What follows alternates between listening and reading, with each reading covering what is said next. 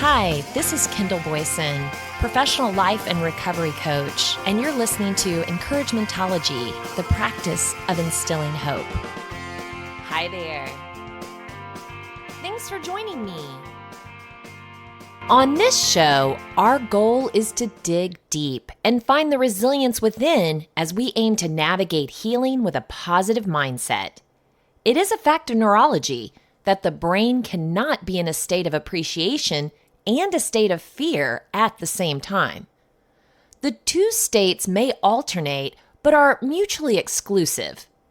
But how can you find gratitude and positivity when facing the fear of the unknown? Whether you've been delivered an unwelcome diagnosis, struggling to transition to a healthier lifestyle, or facing the inevitable aging process, research suggests that a positive mindset can have tangible effects on physical health and healing. But breaking down is hard and upsetting, and why common sentiments for get well soon cards include patience, looking at the brighter side, and a speedy recovery. With any process, though, there are always ups and downs and an ample supply of setbacks, which can certainly test your resolve. So hang in there. Our goal is to connect to some of these thoughts to let you know you aren't alone and to give you some strategies that might illuminate the dark spots and give you motivation to move forward when you feel stuck. I wanted to cover this topic as I continue to dig deep to fuel my own resilience. Before I share my own struggles, let me put things into perspective. I am beyond blessed. Besides 3 surgeries to bring my wonderful children into the world and 1 surgery to end that stage of life, I've been extremely healthy my whole life. Besides 2 vitamin gummies a day, I'm fortunate not to be in need of any medication. I rarely get sick, and I'm almost always in a good mood. Very blessed. For 15 years, though, I have dealt with back and neck issues. Now, I wish I had an incredible story to go along with these injuries, like fighting crime and saving the world, but I don't. I have sat myself to death. Once a dancer, outside sales rep, and even a personal trainer. Since 2002, I've sat at a desk doing software sales, marketing, and management. Technology is so convenient bringing the world to you, where you sit. But no one really thought of the damage it could do to your body by not forcing you to go out and get it. A complete breakdown in your foundational structure, your spine. Humans are built to stand upright. Your heart and cardiovascular system work more effectively that way. Around 82% of workers spend the majority of their working day seated. For the average desk worker, this is often 9 hours or more. 65% of these people develop musculoskeletal issues like back pain. And I'm not sure how related your vertebrae are. I mean, they sit so close together, and for some, bone on bone. But I'm sure they talk, because when one has a problem, it doesn't take long before others are catching on. Let's start unpacking these ideas, starting with the elephant in the room. Planning for positivity, finding the bright side when you're dealing with a chronic condition. This is found at optum.com. Stay positive. If you live with a chronic condition, you've probably heard it time and again. Well-meaning friends and loved ones often seem to reach for the keep your head up type of response when you express how you're feeling. You're no stranger to worry. There are probably days when you're too tired to perform even basic functions. A chronic condition can change your entire lifestyle, and when someone tells you to look on the brighter side, it can feel like empty words. But did you know that there's real merit to keeping a positive outlook? People who can find that silver lining may have better functioning immune systems, according to research from the Journal of Personality and Social Psychology. Evidence suggests that your outlook on life can not only put you in a better mood, it can improve your health and even speed up recovery from surgery and some illnesses. Conversely, some researchers think that stress or pessimism can release destructive hormones into the bloodstream, encouraging your brain to focus solely on your problems. But make sure you put on a happy face, not a happy mask. It's true that research finds a connection between health and optimism, but that doesn't mean you're not allowed to feel frustrated. You get to be mad or feel down about your condition.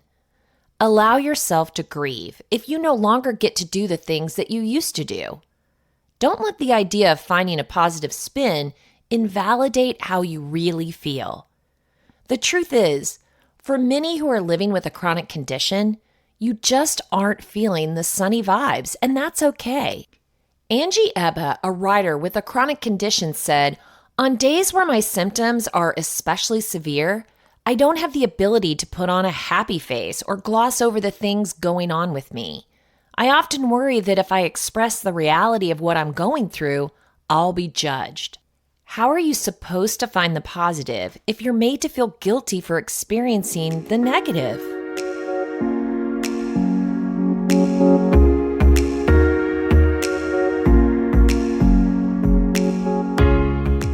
Adding to the stress of your diagnosis, the cost of treatment, medications, side effects, and anything else that may go along with a chronic condition, patients often feel misunderstood and face additional social challenges. So with all these negative emotions piling up, how do you stay positive? Well, remember, it's a process. You have earned the right to grieve. You're allowed to be grumpy. You get to take your time. But when you do feel ready to look for the brighter side, here's some things to help you get on the right track. Define what failure isn't. An important step to feeling more positive is being an advocate for yourself, and that means listening to your body. If you're too tired to do all the things on your to-do list, that doesn't mean you failed. Don't get overwhelmed by what you can't do today. Think of ways to help yourself try again tomorrow. When you plan, include breaks and divide tasks into manageable steps. Make a list. Even if you don't make it all the way through your to-do list, checking things off, even minor things, feels good.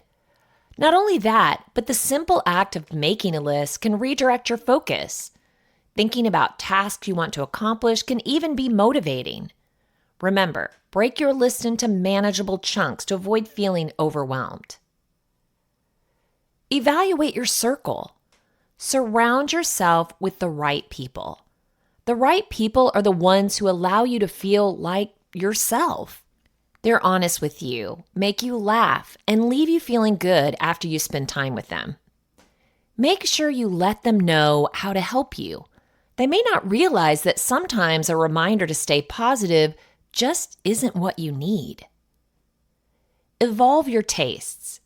If you find that some of your past hobbies and pastimes are just too much, look at this as an opportunity to expand your horizons. Cooking, drawing, reading, writing, and even taking care of a pet are all fulfilling ways to spend your time. Get your vitamin D. Whenever possible, find a way to get some sun. Being in nature and enjoying the sunlight are great ways to boost serotonin naturally. Enjoy a meal outdoors, take a stroll, or just sit and focus on the sights, sounds, and smells around you. There's no recipe to happiness, and what works for someone else may not work for you. Keep trying to find the things in life that allow you to feel joy and gratitude. Once you find them, make sure to include them as part of your routine. Don't rush yourself. Allow yourself the patience to feel what you need to feel. It's not always easy to stay positive, but when you're ready, you'll find that silver lining. Here's a struggle. I find rating pain or how I'm feeling very difficult for many reasons. I know my loved ones care about me. I know when they ask me every day how I'm doing or how I'm feeling, I know it's coming from a place of love. And I don't want to let anyone down. I want to remain positive.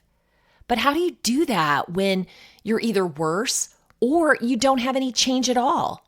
I mean, no change means I'm not moving in the desired direction, right? So does that mean that my treatments or whatever I'm doing has failed? If that happens, then maybe we're going to chart a new course too soon before giving it ample time to work. I also hate complaining.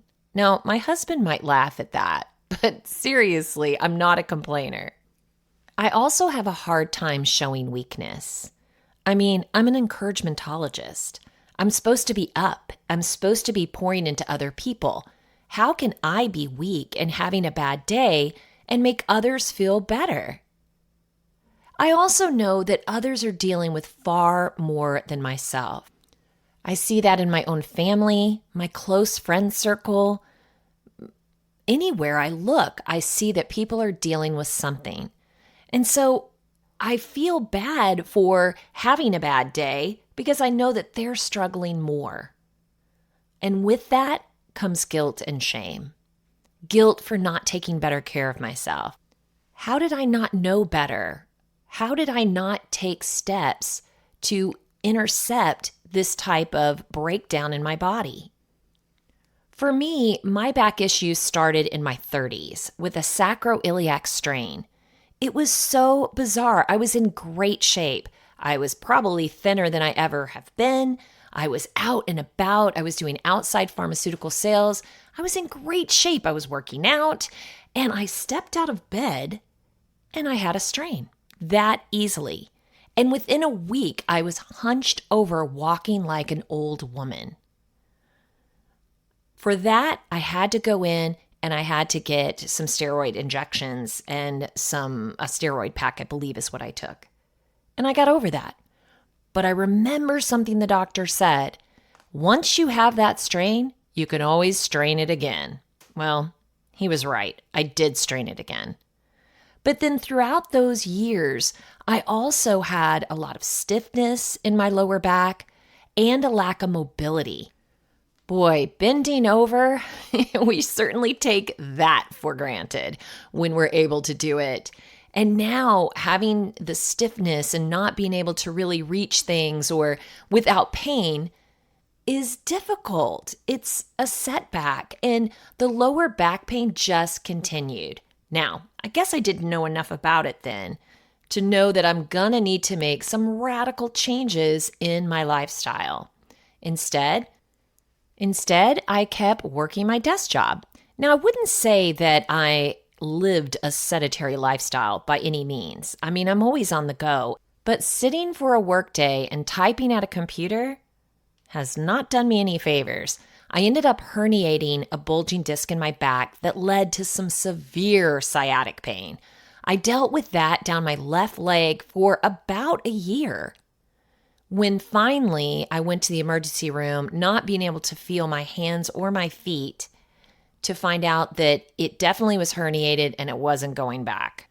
So I opted for surgery in a desperate attempt to alleviate that sciatic pain. But what happens with surgery, especially surgery of the back? It can lead to more breakdown. So yes, next moment I woke up from surgery without sciatic pain. Thank you. That was liberating. Since that surgery, I was pain-free for about 10 years. And then I had the little pain starting to resurface. Luckily, no sciatic pain. Thank you for that. But I was having some more breakdown in my back. At the same time, I started feeling numbness in my left hand and stiffness in my neck. Come to find out, that was breaking down too. Whew. Oh boy, it's time to dig deep. This isn't about faking it until you make it. This is about uncovering and unearthing the power you have within. Elizabeth Perry shares more info on hardship and the mind-body connection, the effects of low resilience, found at betterup.com. So what does it mean to be resilient? The answer will be different for everyone.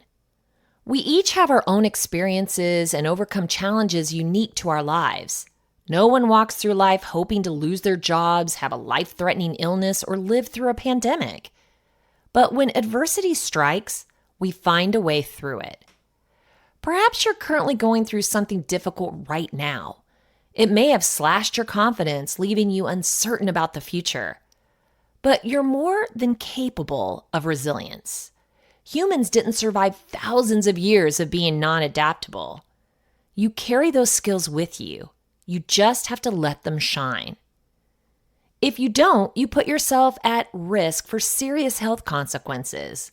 Mental and physical health are intimately linked, and letting adversity get to you can cause everything from depressive symptoms to heartburn. It's important to understand the mind-body connection and how it plays into the effects of low resilience.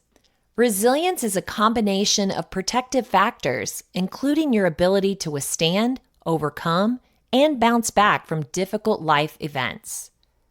This doesn't mean stressful situations won't affect you. Quite the contrary. You'll still feel all the negative emotions and types of stress, but with more resilience, you can work through those feelings and avoid psychological distress.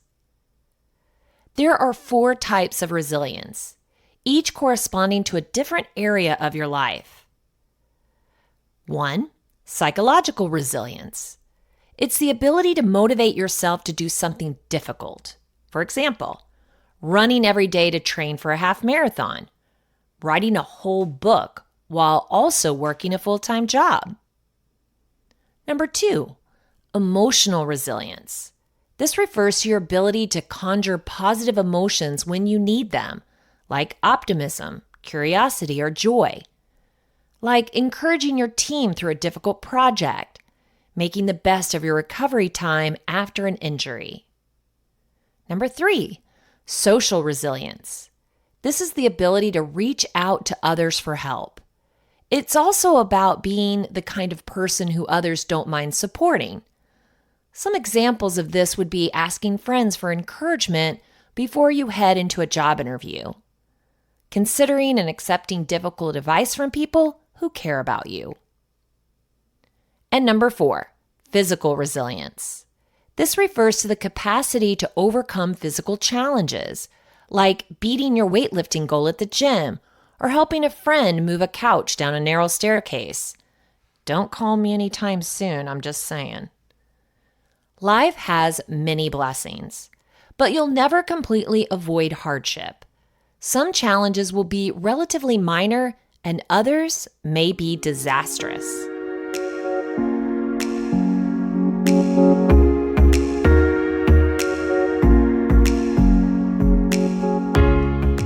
When adversity strikes, keeping a resilient mindset allows you to tackle problems head-on, overcome them, and move on. It prevents you from being overwhelmed and encourages healthy coping mechanisms. It also helps you tap into your strengths and support networks to rebuild after experiencing pain, hardship, and suffering. There are a few reasons why people have low resilience. Thankfully, low resilience doesn't have to be a permanent condition.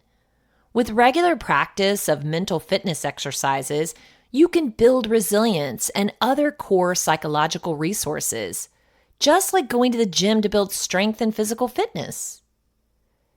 Here are things that might be affecting your resilience levels. Childhood experiences.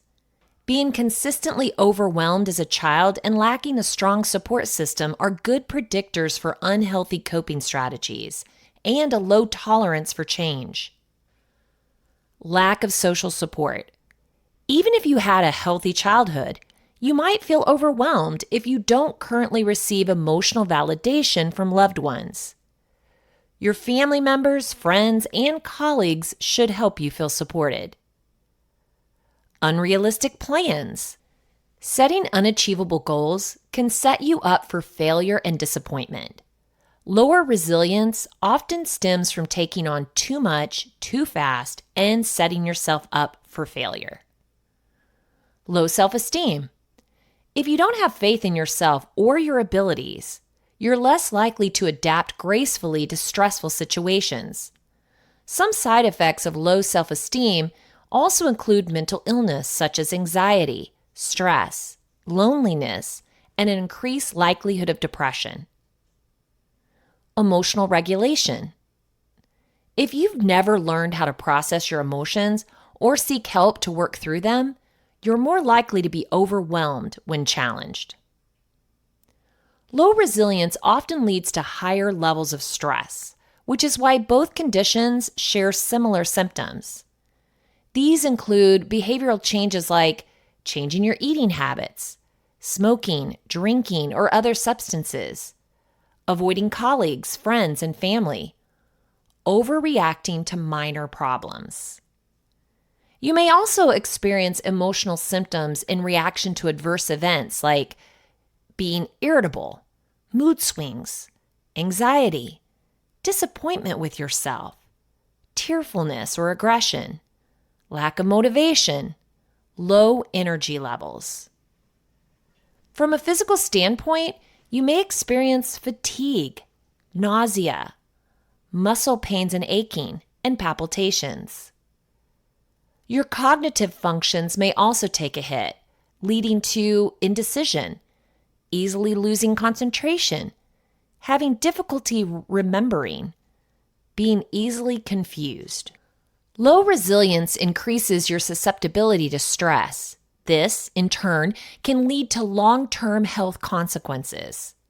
Stress is your body's reaction to a real or perceived danger. When you have low resilience, your response to a stressor is more intense, causing the release of stress hormones like cortisol and adrenaline throughout your body. These hormones increase your heart rate, tighten your blood vessels, and raise your blood sugar. If you frequently experience these symptoms or experience them for extended periods of time, you open yourself up to several unfavorable health conditions like mental exhaustion, a lowered immune system, heart disease and cardiovascular problems, high blood pressure, diabetes, burnout, weight gain, cognitive impairment. High resilience helps with stress management. It reduces your reaction to stressors, thus lowering your stress response and risk of long-term health consequences. Unsurprisingly, 75% of American workers say stress is their number one workplace health concern. And for those who lack resilience, stress can seriously reduce their sense of worth, attitude towards their job, and work performance. And let's be real, work can be stressful, but it doesn't have to be. So it's important to increase your level of resilience at work. It'll improve your well-being and make you a more valuable candidate to prospective employers. Some of the top skills valued by companies are related to resilience. They want people who are adept at complex problem solving, creativity and innovation, emotional intelligence, cognitive flexibility, self-efficacy. These skills can help you adapt to complex challenges, work more collaboratively with your team, and ultimately reduce the impact of stress on your well-being. Isn't that what it's all about? But humans naturally tend toward negativity. We often remember traumatic events more clearly than positive ones, dwell on criticism rather than praise, think about negative things more often than positive ones, react more strongly to negative events than hopeful ones. You can thank evolution for this cognitive function. Historically, it keeps us alert to potential dangers and increases our chances of survival. But nowadays, our negativity bias is much less helpful. It can hurt you in many areas, including your resilience. When you focus on something bad that happened, the chances are that it wasn't a life or death situation. The unfair criticism you received at work, the rude customer at the coffee shop, the spilled water on your shirt, these are valid annoyances, but they won't kill you. Even if it feels like the end of the world, you can persevere. You know, dwelling on these negative events gives them undue weight in your life. It gives them power. This only increases your stress levels when reframing your thoughts would be much healthier. So, to do this, you might have to change a few things. Number one, avoid all or nothing thinking. Be careful not to see everything as a strict success or failure. For example, spilling water is indeed annoying, but it shouldn't have a bearing on the rest of your day. Look for the positive. It might sound cliche, but disregarding positive experiences only justifies hurtful thought patterns. Look for positive things that happen to you. There are more than you think. Tame your emotions. You're allowed to be annoyed, angry, or sad, but don't draw conclusions about your life based on these emotions.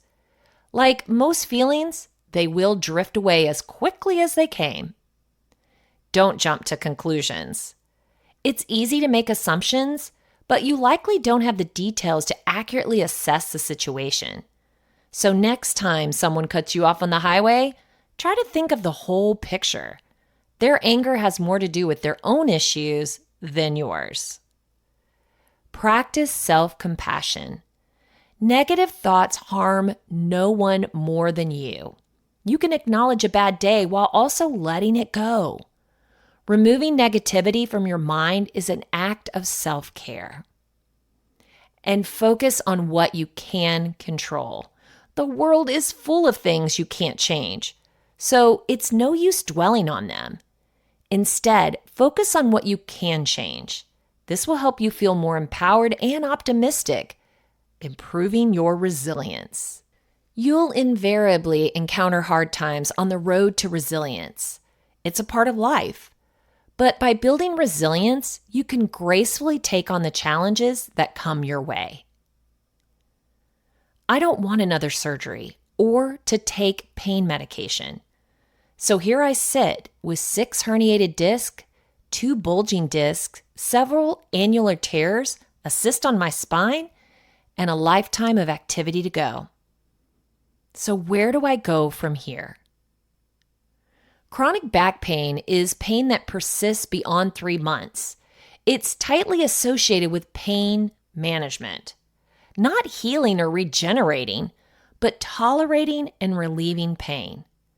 I'm just not ready for that. There has to be more. Remember, only you know your body as intimately as you do. Listen to it. Try to shut out what everyone else is saying, even if it sounds impossible. Sit with your own thoughts and listen to your heart, your mind, and your body. We already know that your attitude is directly connected to your health. So keeping a positive attitude is the only way. Again, you can have a pity party. Sure, invite a friend or two. That's fine. Don't stay there. I, for one, believe in the power of prayer. And I believe that if I ask, it will be done, on earth as it is in heaven. From here, I have to imagine myself healthy and whole. Even if I don't see it every day in reality, I choose to have hope. Hope is commonly used to mean a wish. Its strength is the strength of a person's desire. But in the Bible, hope is the confident expectation of what God has promised and its strength in His faithfulness. I choose hope. At the National Institute of Health, I found positive emotions and your health, developing a brighter outlook. Do you tend to look on the sunny side, or do you see a future filled with dark and stormy skies? A growing body of research suggests that having a positive outlook can benefit your physical health. NIH-funded scientists are working to better understand the links between your attitude and your body. They're finding some evidence that emotional wellness can be improved by developing certain skills. Having a positive outlook doesn't mean you never feel negative emotions like sadness or anger. This comes from Dr. Barbara L. Fredrickson, a psychologist and expert on emotional wellness at the University of North Carolina, Chapel Hill. All emotions, whether positive or negative, are adaptive in the right circumstances. The key seems to be finding a balance between the two. Positive emotions expand our awareness and open us up for new ideas, so we can grow and add to our toolkit for survival. Fredrickson explains, but people need negative emotions to move through difficult situations and respond to them appropriately in the short term. Negative emotions can get us in trouble, though, if they're based on too much rumination about the past or excessive worry about the future, and they're not really related to what's happening in the here and now. People who are emotionally well, experts say, have fewer negative emotions and are able to bounce back from difficulties faster. This quality is called resilience. Another sign of emotional wellness is being able to hold on to positive emotions longer and appreciate the good times. Developing a sense of meaning and purpose in life and focusing on what's important to you also contributes to emotional wellness. Research has found a link between an upbeat mental state and improved health, including lower blood pressure, reduced risk of heart disease, healthier weight, better blood sugar levels, and longer life. But many studies can't determine whether positive emotions lead to better health, if being healthy causes positive emotions, or if other factors are involved. While earlier research suggests an association between positive emotions and health, it doesn't reveal the underlying mechanisms, says Dr. Richard J. Davidson, a neuroscientist at the University of Wisconsin-Madison.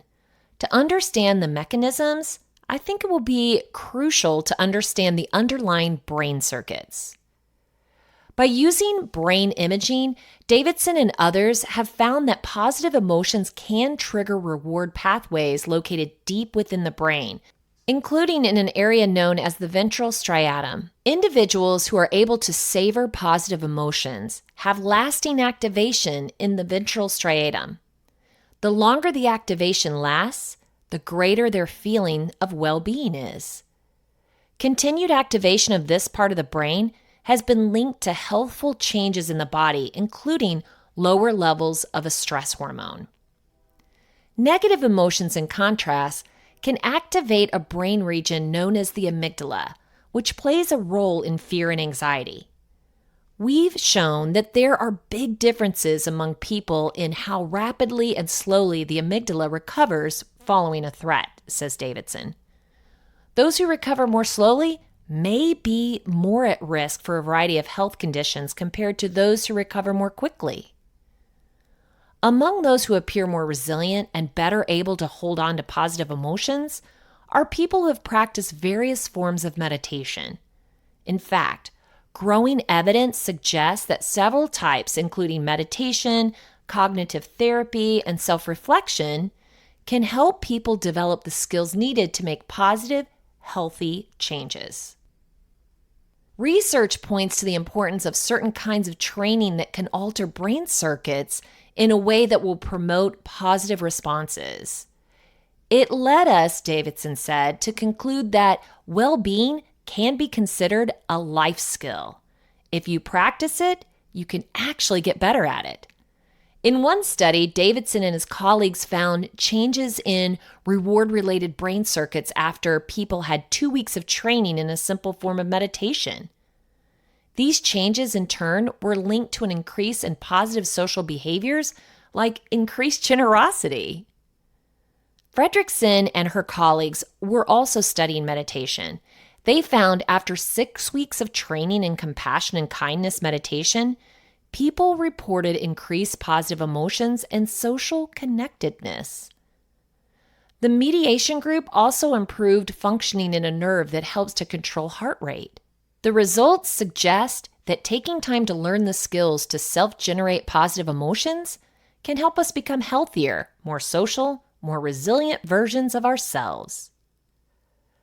Dr. Emily Falk, a neuroscientist at the University of Pennsylvania, is taking a different approach. Falk is exploring how self-affirmation, that is, thinking about what's most important to you, can affect your brain and lead to positive, healthful behaviors. Her team found that when people are asked to think about things that they find meaningful, a brain region that recognizes personally relevant information becomes activated. This brain activity can change how people respond to health advice. In general, if you tell people that they sit too much and they need to change their behavior, they can become defensive. They'll come up with reasons why the message doesn't apply to them. But if people reflect on the things they value before the health message, the brain's reward pathways are activated. This type of self-affirmation, Falk's research shows, can help physically inactive couch potatoes get more active. In a recent study, inactive adults received typical health advice about the importance of moving more and sitting less. But before the advice, about half of the participants were asked to think about things they valued most. The self-affirmation group became more physically active during the month-long study period that followed compared to the group that hadn't engaged in self-affirmation. The study shows one way that we can open the brain to positive change and help people achieve their goals. Being open to positive change is a key to emotional wellness. Sometimes people think that emotions just happened, kind of like the weather. But Fredrickson says, research suggests that we can have some control over which emotions we experience. As mounting research suggests, having a positive mindset might help to improve your physical health as well. By incorporating these practices into your daily life, you can navigate the healing process with a more positive mindset, empowering yourself to overcome obstacles and emerge stronger on the other side. Number 1, acceptance. That's so hard, but acknowledge your current situation and try to accept it without judgment. That's the only way you can move into problem-solving mode. Recognize that healing is a process and setbacks are normal. Number 2, focus on progress, not perfection. Celebrate small victories and progress, no matter how incremental. Each step forward, no matter how small, is a step in the right direction. And even if you have those days where you don't feel like there's any change at all, remember, listen to your body. It might be telling you, I need a little more time. Number 3, self-compassion. Treat yourself with kindness and understanding during the healing process. Be gentle with yourself and avoid self-criticism. Number 4, optimistic outlook. Cultivate a hopeful and optimistic attitude with the strategies we already talked about. Believe in your ability to heal and overcome challenges. Visualize yourself already healed. Whatever your challenge is, imagine you overcoming that. Imagine you healthy and whole. I imagine myself bending over my garden this spring and planting and digging in the dirt and being on my knees and leaning over and not having any pain. Number 5, mindfulness and presence. Practice mindfulness to stay present in the moment and avoid dwelling on the past or worrying about the future. Remember what we said, gratitude and worry can't happen at the same time. Number 6, surround yourself with support. Seek out a supportive network of friends, family, professionals who can provide encouragement and assistance when needed. Number 7, develop some healthy habits. Take care of your physical and mental well-being by maintaining healthy habits like exercise, even what limited exercise you can do. Nutritious eating, we can all do that. And get adequate sleep. Your body needs rest. Number 8, gratitude. Focus on the things that you're grateful for, even during difficult times. Gratitude can help shift your perspective and promote a positive mindset. Sometimes doing a gratitude practice is difficult because you can do it one day, maybe journal it, and then you miss a couple of days. I have a group of 3 other friends who do a gratitude exercise every morning. So we're on a group text, and every morning we list 3 things that we're grateful for. And it's that accountability.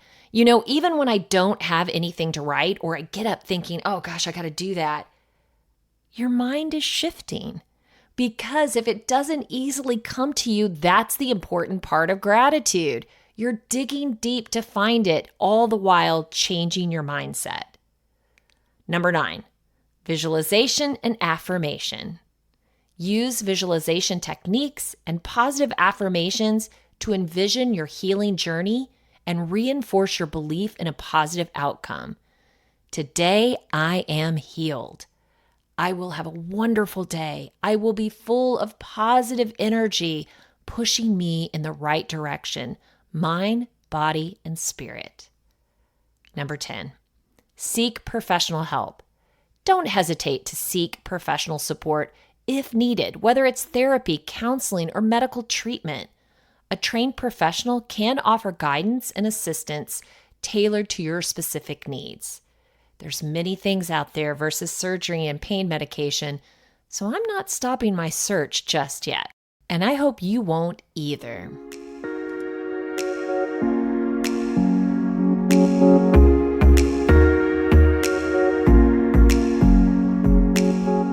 If you want to share encouragementology with a friend who needs to know they're not alone in this journey of self-discovery, you can visit encouragementology.com or anywhere you stream your content to receive this episode and all others. Follow us on Facebook and Instagram for additional encouragement throughout the week. So I challenge you. Finding resilience and staying positive during the healing process is essential for promoting overall well-being, facilitating physical and emotional recovery, and empowering you to overcome adversity while you thrive in the face of challenges. I know you can do it. Thank you for listening to Encouragementology with Kendall Boyson, where we find positive ways to handle some of life's challenges. I stumbled through until the path was clear.